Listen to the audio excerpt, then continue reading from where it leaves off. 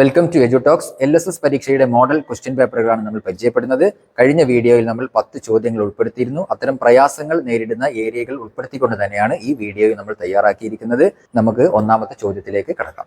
ജനുവരി 11 രണ്ടാം ശനിയാഴ്ചയാണെങ്കിൽ ആ മാസം എത്ര തിങ്കളാഴ്ചകൾ ഉണ്ട് എന്നതാണ് ചോദ്യം. കലണ്ടറുമായി ബന്ധപ്പെട്ട ചോദ്യമാണ്. കലണ്ടറുമായി ബന്ധപ്പെട്ട ചോദ്യങ്ങൾ സാധാരണ LSS പരീക്ഷയ്ക്ക് വരാറുണ്ട്. അപ്പോൾ അവിടെ കൺഫ്യൂഷൻ ഇല്ലാതെ നമ്മൾ എഴുതണമെങ്കിൽ നമ്മൾ ഇങ്ങനെ ഒരു കലണ്ടർ നമ്മൾ പരീക്ഷാ ഹാളിൽ എത്തിയ ഉടനെ നമ്മൾ പേപ്പറിൽ സൈഡിൽ എവിടെയെങ്കിലും ഒന്ന് വരച്ച് വെച്ചാൽ നന്നായിരിക്കുമെന്ന് എനിക്ക് തോന്നുന്നു. അപ്പോൾ നിങ്ങൾക്ക് അങ്ങനെ പ്രയാസം ഇല്ലെങ്കിൽ നിങ്ങൾ ചെയ്യേണ്ട, അല്ലെങ്കിൽ ഇതായിരിക്കും നന്നാവുക.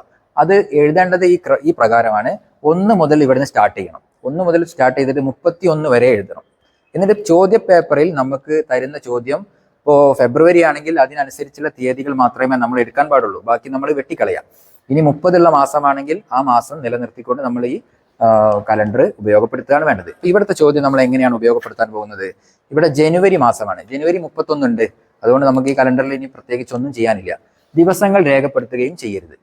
ചോദ്യത്തിൽ പറയുന്നത് ജനുവരി 11 രണ്ടാമത്തെ ശനിയാഴ്ചയാണ് എന്നാണ്. അപ്പൊ നമ്മൾ ഈ കലണ്ടറിലേക്ക് ഇതിൽ 11 വരുന്നത് എവിടെയാണ് എന്ന് നോക്കാം. ഇതിൽ 11 വരുന്നത് ഇവിടെയാണ്. ഇത് ശനിയാക്കി മാറ്റി നമ്മൾ.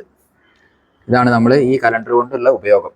ഇത് ശനിയാക്കി മാറ്റിയാൽ ഇനി എത്ര തിങ്കളാഴ്ച ഉണ്ടെന്നാണ് ചോദിക്കുന്നത്. ശനി കഴിഞ്ഞാൽ അടുത്ത ദിവസം ഞായർ, പിന്നെ തിങ്കള്, ചൊവ്വ, പിന്നെ ബുധന്. ഇതൊന്നും എഴുതണം നിർബന്ധമില്ല. ബുധന്, വ്യാഴം, വെള്ളി, ഇങ്ങനെയാണ് വരിക. അപ്പൊ നമുക്ക് കണ്ടെത്തേണ്ടത് ഇത് കഴിഞ്ഞ് തിങ്കളാണ്. തിങ്കളാഴ്ച എത്ര ദിവസം ഉണ്ട്? 1, 2, 3, 4. വളരെ ഈസി ആയിട്ട് നമുക്ക് കണ്ടെത്താം. ആൻസർ 4 എന്നാണ് കേട്ടോ. മറ്റത് നമ്മൾ ആലോചിച്ച് കൂട്ടി കുറച്ചൊക്കെ ആകുമ്പോൾ ചിലപ്പോൾ തെറ്റാൻ സാധ്യതയുണ്ട്. നമ്മളൊരു സ്ട്രെസ് സമയമാണ് നമ്മൾ പരീക്ഷാ ഹാളിൽ ഇരിക്കുമ്പോൾ ഉണ്ടാവുക. അപ്പോൾ അത് ഒഴിവാക്കാൻ ഇത് ഉപയോഗപ്പെടുത്താം. ഇനി അതിൽ തന്നെ വരുന്ന അടുത്തൊരു ചോദ്യം ഒരു ഉപചോദ്യമായിട്ട് ചോദിക്കുക. ഇത് ജനുവരി ആണല്ലോ. അങ്ങനെയാണെങ്കിൽ ഫെബ്രുവരി 1 ഏത് ദിവസമായിരിക്കും എന്നാണ് ചോദിക്കുന്നത്. ഫെബ്രുവരി 1 ഏത് ദിവസം? അപ്പോൾ ഈ ഒരു കലണ്ടർ പ്രകാരമാണെങ്കിൽ ഫെബ്രുവരി 1 ഏത് ദിവസമായിരിക്കും? ഫെബ്രുവരി 1 എന്ന് പറയുന്നത് ഇവിടെ നിന്നാണ് സ്റ്റാർട്ട് ചെയ്യുന്നത് അല്ലേ? അടുത്ത മാസം സ്റ്റാർട്ട് ചെയ്യുന്നത് ഇവിടെ നിന്നായതുകൊണ്ട് ഇത് ശനിയാഴ്ച തന്നെ ആയിരിക്കും. അപ്പൊ ശനിയാണ് അതിന്റെ ആൻസർ. അപ്പോൾ വളരെ പെട്ടെന്ന് നമുക്ക് കിട്ടും. കലണ്ടറുമായി ബന്ധപ്പെട്ട 1-2 ക്വസ്റ്റ്യൻ കൂടെ നോക്കാം. ഈ കലണ്ടർ ഉപയോഗിച്ച് നമുക്ക് എഴുതുന്നത് എങ്ങനെയാന്ന് നോക്കാൻ വേണ്ടിയിട്ടാണ്. അപ്പൊ ജൂലൈ 1 ചൊവ്വാഴ്ചയാണെങ്കിൽ ആ മാസം എത്ര വ്യാഴാഴ്ച ഉണ്ടാകും എന്നാണ് ചോദ്യം. ഈ കലണ്ടർ എന്ന് മതി. ജൂലൈ 1 എന്നുള്ള ഇതിലെ 1 എന്ത് ചെയ്യുക?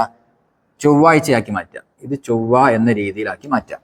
അങ്ങനെയാണെങ്കിൽ ഇത് ബുധനായിരിക്കും, ഇത് വ്യാഴമായിരിക്കും, ഇത് വെള്ളി ആയിരിക്കും. പിന്നെ അങ്ങോട്ട് നമുക്ക് വ്യാഴത്തിന് പറ്റി ആയതുകൊണ്ട് അതുവരെ എഴുതിയാൽ മതി. അപ്പോൾ വ്യാഴാഴ്ച എത്ര വ്യാഴാഴ്ച ഉണ്ടാവും എന്നാണ് ചോദിക്കുന്നത്. അപ്പോൾ ജൂലൈ ആണ് 31 ദിവസം ഉണ്ട്, നമ്മൾ നേരത്തെ കണ്ടെത്തിയിട്ടുണ്ട്. ഇനി 1, 2, 3, 4, 5 വ്യാഴാഴ്ചയാണ് ഈ ഇതിലുണ്ടാവുക. ഏപ്രിൽ 1 ശനിയാഴ്ചയാണെങ്കിൽ ആ മാസത്തെ അവസാനത്തെ തീയതി ഏത് ദിവസമായിരിക്കും? അപ്പം നമ്മൾ കലണ്ടറിലേക്ക് നോക്കുന്നു. ഏപ്രിൽ മാസമാണ് നമുക്ക് തന്നത്. ഏപ്രിൽ 30 ദിവസമായതുകൊണ്ട് നമ്മുടെ കലണ്ടറിൽ നിന്ന് 31 നമുക്ക് വേണ്ട. എന്നിട്ട് ചോദിക്കുന്നത് 1-ാം തീയതി ശനിയാഴ്ചയാണെങ്കിൽ 1 ശനിയാഴ്ചയാണ്. അപ്പോൾ ശനി കഴിഞ്ഞാൽ ഇത് ഞായറാണ്, ഇത് തിങ്കളാണ്. അങ്ങനെ ആവശ്യമുണ്ടെങ്കിൽ ബാക്കിയും കൂടെ എഴുതാം. നമ്മുടെ ചോദ്യത്തിൽ പറയുന്നത് ഇതിലെ ഈ മാസത്തെ അവസാന ദിവസം എത്രാം തീയതിയാണ്? 30-ാം തീയതിയാണ്. അപ്പോൾ ഏത് ദിവസമാണ്? ഞായറാഴ്ചയാണ്. അപ്പോൾ ഈ മാസത്തിലെ അവസാനത്തെ ദിവസം എന്ന് പറയുന്നത് ഞായറാണ്. അപ്പോൾ വളരെ ഈസി ആയിട്ട് നമുക്ക് കലണ്ടറിലെ ചോദ്യങ്ങൾ കണ്ടെത്താൻ ഇങ്ങനെ ഒരു കലണ്ടർ നമ്മളെ കയ്യിലുണ്ടെങ്കിൽ നന്നായിരിക്കും. അടുത്ത ക്വസ്റ്റ്യൻ, 16 മുത്തുകൾ ഉപയോഗിച്ച് അബാക്കസിൽ നിർമ്മിക്കാവുന്ന ഏറ്റവും വലിയ 4 അക്ക സംഖ്യയും ഏറ്റവും ചെറിയ 4 അക്ക സംഖ്യയും തമ്മിലുള്ള വ്യത്യാസം എത്ര? അബാക്കസിലുള്ള ഒരു ചോദ്യമാണ്. അതായത് 16 മുത്തുകൾ ഉപയോഗിച്ചുകൊണ്ട് ഉണ്ടാക്കാവുന്ന ഏറ്റവും വലിയ 4 അക്ക സംഖ്യ, ഏറ്റവും ചെറിയ 4 അക്ക സംഖ്യ എന്നാണ് ചോദിക്കുന്നത്.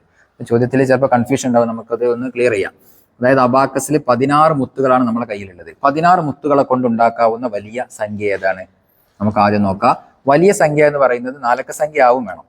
അപ്പോൾ ഏറ്റവും വലിയ സംഖ്യ തുടങ്ങുന്നത് 4 അക്ക സംഖ്യയിൽ 9 കൊണ്ടാണ്. അപ്പോൾ 9 മുത്തുകൾ ആദ്യം വെക്കണം. പിന്നെ നമുക്ക് എത്ര വെക്കണം? 8 വെക്കാൻ ഇല്ല, കാരണം 17 മുത്താവും. അപ്പോൾ ആകെ 16 ഉള്ളൂ. അപ്പോൾ 7 ഇനി വെക്കാൻ കഴിയുള്ളൂ. 9ഉം 7ഉം കഴിഞ്ഞാൽ പിന്നെ 2 0. അപ്പോൾ 9700, 9700 ആണ് വലിയ സംഖ്യ. അബാക്കസിൽ 16 മുത്തുകൾ വെച്ച് ഉണ്ടാക്കാൻ പറ്റുന്ന, അഥവാ ഈ തുക 16 എന്നതാണ് ഇതിന്റെ മറ്റൊരു വശം. ഇനി ആ 16 മുത്തുകൾ ഉപയോഗിച്ചുകൊണ്ട് ഉണ്ടാക്കാവുന്ന ചെറിയ സംഖ്യ കാണണം. ഏറ്റവും ചെറിയ നാലക്ക സംഖ്യ എന്ന് പറയുന്നത് 1000 ആണ് അല്ലേ? അപ്പൊ 1000-ല് ഒരു മുത്ത് എന്തായാലും ഉണ്ട്. അപ്പൊ നമ്മളിവിടെ 1000 കൊണ്ട് തുടങ്ങുന്നു. 1000 ആണെങ്കിൽ ഒരു മുത്തേ ഇവിടെ വെക്കാൻ കഴിയുള്ളൂ. പക്ഷെ ഇനി 15 മുത്ത് നമ്മളെ കയ്യിലുണ്ട്. ആ 15 നമ്മൾ എവിടെയൊക്കെയാണ് വെക്കുക? ഇവിടെ വെച്ചാലും ഇവിടെ വെച്ചാലും ഇവിടെ വെച്ചാലൊക്കെ വ്യത്യാസം വരും. കാരണം ഇത് 100ന്റെ സ്ഥാനമാണ്, ഇത് 10ന്റെ സ്ഥാനമാണ്, 1ന്റെ സ്ഥാനമാണ്. 1s കൂട്ടി കൊടുക്കുക. അപ്പൊ നമ്മൾ ഇവിടെ 9 ഫിക്സ് ചെയ്യുന്നു. ഇനിയിപ്പോൾ എത്ര മുത്ത് ബാക്കിയുണ്ട്? 1 9 10 ഇനി ഒരു 6 കൂടെ ബാക്കിയുണ്ട്. 6 ഇവിടെ വെച്ചാൽ 600 മാറും, ഇവിടെ വെച്ചാൽ 60 മാറും. അപ്പൊ നമുക്ക് ഇവിടെ വെക്കുകയാണ് സംഖ്യ ചെറുതാവാൻ വേണ്ടത്. അപ്പൊ 6 ഇവിടെയും വെക്കുന്നു. അപ്പോൾ ഇതും 16 ഇതും 16 ഈ സംഖ്യകളുടെ വ്യത്യാസമാണ് ചോദിക്കുന്നത്. അപ്പൊ നമ്മൾ ഇത് കുറയ്ക്കാൻ പോവാണ്. 9700 മൈനസ് 10069. അപ്പോൾ 0 പോവില്ല. അപ്പൊ ഇവിടുന്ന് നമ്മൾ കടയെടുക്കുന്നു. 6 ഇവിടെ 9 ഇവിടെ 10. അപ്പോൾ 1 3 6 8 86 31 എന്ന് ആൻസർ നമുക്ക് ലഭിക്കുന്നു. നെക്സ്റ്റ് ക്വസ്റ്റ്യൻ, 500 എത്രാമത്തെ ഇരട്ട സംഖ്യയാണ് എന്നാണ് ചോദ്യം. 500 എന്ന് പറയുന്ന സംഖ്യ എത്രാമത്തെ ഇരട്ട സംഖ്യയാണെന്നാണ്. നേരെ പകുതി എടുത്താൽ മതി. 250ാമത്തെ ഇരട്ട സംഖ്യയാണ് 500 എന്ന് പറയുന്നത്. അതായത് ഒന്നാമത്തെ ഇരട്ട സംഖ്യ എന്ന് പറയുന്നത് 2 ആണ്. രണ്ടാമത്തെ ഇരട്ട സംഖ്യ 4 ആണ്. മൂന്നാമത്തെ ഇരട്ട സംഖ്യ 6 ആണ്. അപ്പൊ നേരെ ഇരട്ടിയാണ് വരുന്നത്. അപ്പൊ 6 എന്ന് പറയുന്നത് മൂന്നാമത്തെ ഇരട്ട സംഖ്യയാണ്. മൂന്നാമത്തെ ഇരട്ട സംഖ്യ 6 ആണ്. അപ്പോൾ 500 എന്ന് പറയുന്നത് നേരെ പകുതി 250ാമത്തെ ഇരട്ട സംഖ്യയാണ്. ഈ എയിൽ എന്തെങ്കിലും കൺഫ്യൂഷൻ ഉണ്ടെങ്കിൽ അവരെന്ത് ചെയ്യുക? അവർക്ക് വേണ്ടിയിട്ട് മുന്നേ ഒരു വീഡിയോ നമ്മൾ ചെയ്തിട്ടുണ്ട്, വേണമെങ്കിൽ അവർക്കത് കണ്ടു നോക്കാവുന്നതാണ്. അടുത്ത ചോദ്യം, ഒരു കർഷകൻ 50 സെന്റിമീറ്റർ അകലത്തിൽ 11 ചെടികൾ നട്ടു. ഒന്നാമത്തെ ചെടി മുതൽ 11ാമത്തെ ചെടി വരെ എത്ര നീളമാണ് ഉണ്ടാവുക എന്നതാണ് ചോദ്യം. ചോദ്യത്തിലേക്ക് നോക്കാം.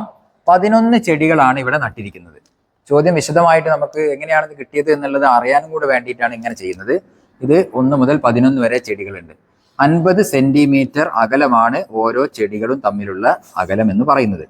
അപ്പോൾ ഒന്നാമത്തെ ചെടി മുതൽ രണ്ടാമത്തെ ചെടിയിലേക്ക് എത്താൻ 2 50 സെന്റിമീറ്റർ വേണോ? വേണ്ട. രണ്ടാമത്തെ ചെടിയിലേക്ക് എത്താൻ ഒരു 50 സെന്റിമീറ്റർ മതി. ഒരു 50 മതി.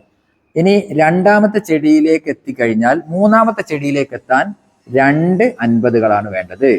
ഇനി 3-ൽ നിന്ന് 4 ചെടിയിലേക്ക് എത്താൻ, നാലാമത്തെ ചെടിയിലേക്ക് എത്താൻ അകലം എത്രയാണ്? 3 50കളാണ് വേണ്ടത്. അപ്പൊ 5ാമത്തെ ചെടിയിലേക്കുള്ള അകലം 4 50കളാണ്.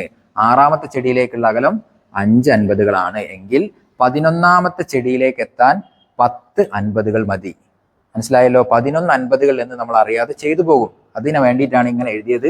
1-ൽ നിന്ന് 2-ലേക്ക് എത്താൻ 2 50 വേണ്ട, ഒരു 50 മതി. 1-ന്റെ ഇവിടുന്ന് ഇവിടേക്ക് എത്തുമ്പോഴാണ് ഒരു 50 ആകുന്നത്. അപ്പോൾ 11ാമത്തെ ചെടിയിലേക്ക് എത്താൻ 10 50കളാണ് വേണ്ടത്. 10 50കൾ എന്ന് പറയുന്നത് 500 ആണ്.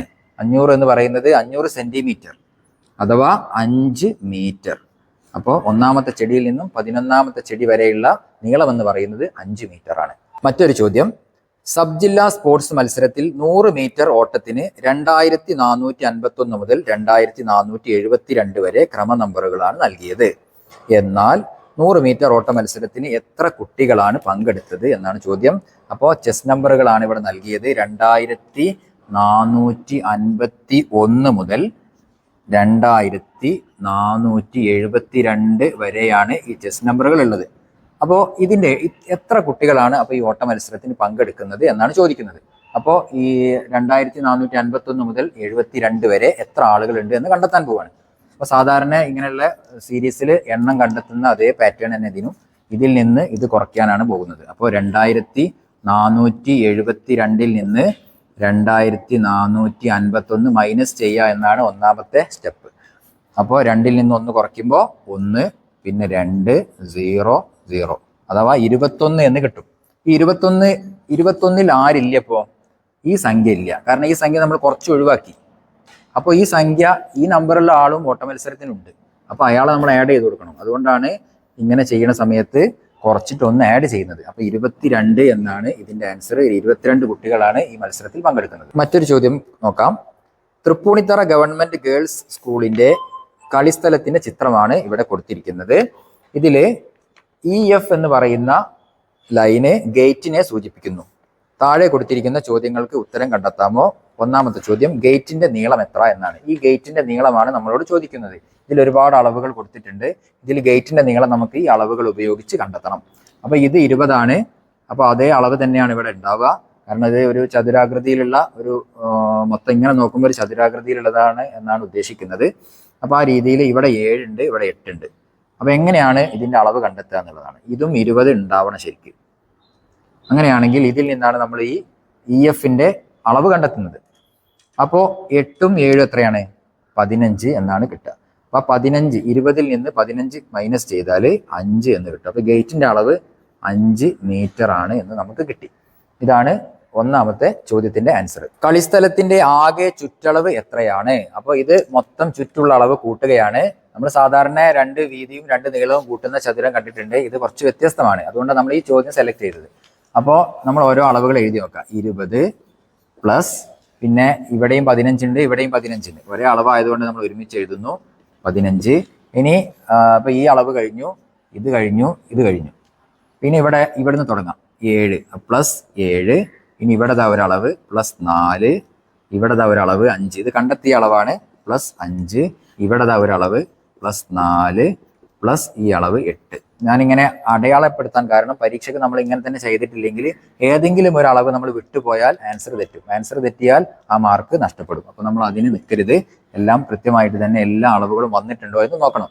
ഇതെല്ലാം കൂടി ആഡ് ചെയ്താൽ 78 എന്ന് ലഭിക്കും. 78 മീറ്റർ ആണ് ഈ കളിസ്ഥലത്തിന്റെ ചുറ്റളവ് എന്ന് പറയുന്നത്. ഇതിലെ ഉപചോദ്യമാണ് ഗേറ്റ് ഒഴികെയുള്ള ഭാഗത്തിന് ചുറ്റുമതിൽ കെട്ടാൻ തീരുമാനിച്ചു. 1 മീറ്റർ ചുറ്റുമതിൽ കെട്ടാൻ 850 രൂപ ചെലവ് വരും എങ്കിൽ ആകെ എത്രയാണ് ചെലവ് വരിക എന്നാണ് കണ്ടെത്തേണ്ടത്. അപ്പോൾ 850 രൂപയാണ് 1 മീറ്റർ ചുറ്റുമതിൽ കെട്ടാനുള്ള തുക എന്ന് പറയുന്നത്.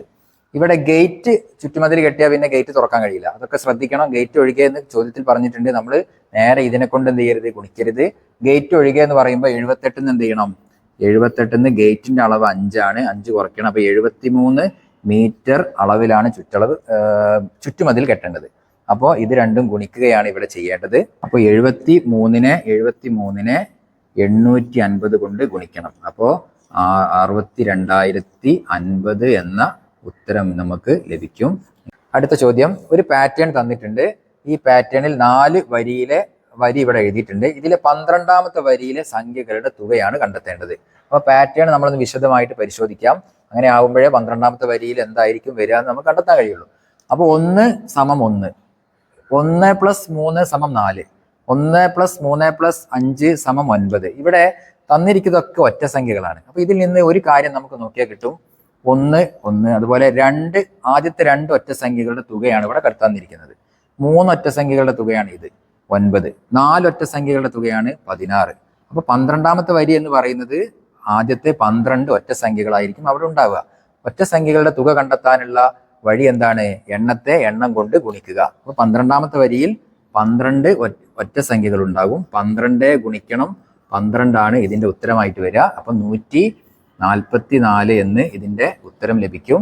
ഇപ്പൊ നമ്മൾ ഏകദേശം 10-20ഓളം ചോദ്യങ്ങൾ 2 ഭാഗങ്ങളിലായിട്ട് ഡിസ്കസ് ചെയ്തു. നിങ്ങൾക്ക് ഇത് ഉപകാരപ്പെട്ടിട്ടുണ്ട് എന്ന് ഞാൻ വിശ്വസിക്കുകയാണ്. നിങ്ങൾക്ക് ഈ വീഡിയോ ഇഷ്ടമായെങ്കിൽ സബ്സ്ക്രൈബ് ചെയ്യാൻ മറക്കരുത്. അടുത്ത ഒരു ചോദ്യ പേപ്പറുമായിട്ട്, മോഡൽ ക്വസ്റ്റ്യൻ പേപ്പറുമായിട്ട് നമുക്ക് വീണ്ടും കാണാം. Thank you.